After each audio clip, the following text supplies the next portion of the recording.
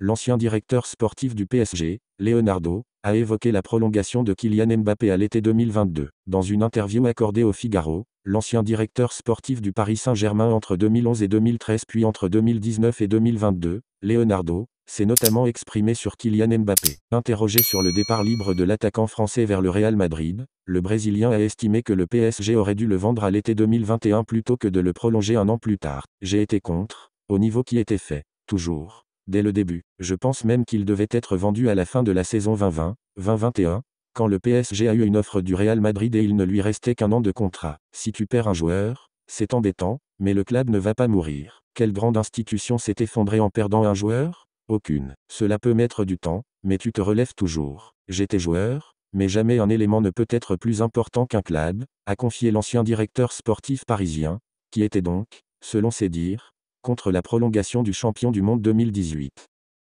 L'attribution du Ballon d'Or au milieu de terrain Rodri continue de provoquer des débats. Certains estiment qu'il est injuste que Vinicius Junior n'ait pas remporté le prix. Pour d'autres, les relations tendues entre le Real Madrid et Alexander Ceferin, le président de l'UEFA, pourraient avoir joué un rôle. Ces derniers jours, des propos supposés de Ceferin ont circulé en ligne, où il aurait mentionné que certains devraient revoir la saison de Vinicius pour comprendre ses comportements envers les arbitres, les joueurs, et les supporters. Il aurait également ajouté que si Rodri avait joué pour une équipe comme le Real, le Ballon d'Or lui aurait été réclamé instantanément, soulignant que ce prix implique respect et éthique. L'UEFA a réagi ce samedi en qualifiant ses commentaires de faux et a menacé d'actions judiciaires envers toute personne impliquée dans leur diffusion. Selon des sources officielles, ni l'UEFA ni son président n'ont commenté la décision du Ballon d'Or. Ils ont affirmé que ces informations étaient infondées et ne reflétaient pas la réalité. La remise du Ballon d'Or à Paris, où Rodri a été couronné, a été marquée par l'absence du Real Madrid, qui n'a pas souhaité participer. Vinicius, aux côtés de ses coéquipiers Jude Bellingham et Dani Carvajal, a ainsi manqué la cérémonie.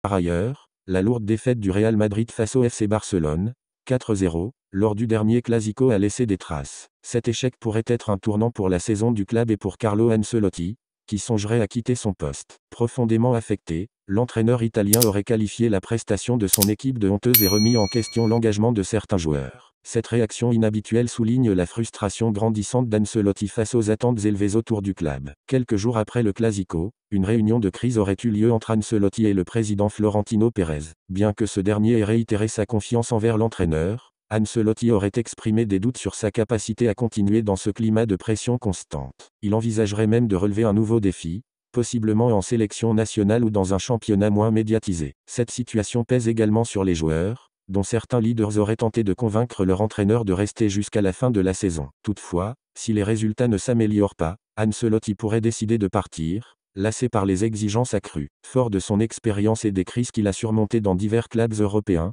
Ancelotti est déterminé à offrir une dernière chance à son équipe pour redresser la situation. Cependant, les spéculations persistent quant à un éventuel changement d'entraîneur si les performances ne s'améliorent pas. Dans un contexte marqué par des attentes et des exigences élevées, les prochains mois seront décisifs pour l'avenir de Carlo Ancelotti et du Real Madrid.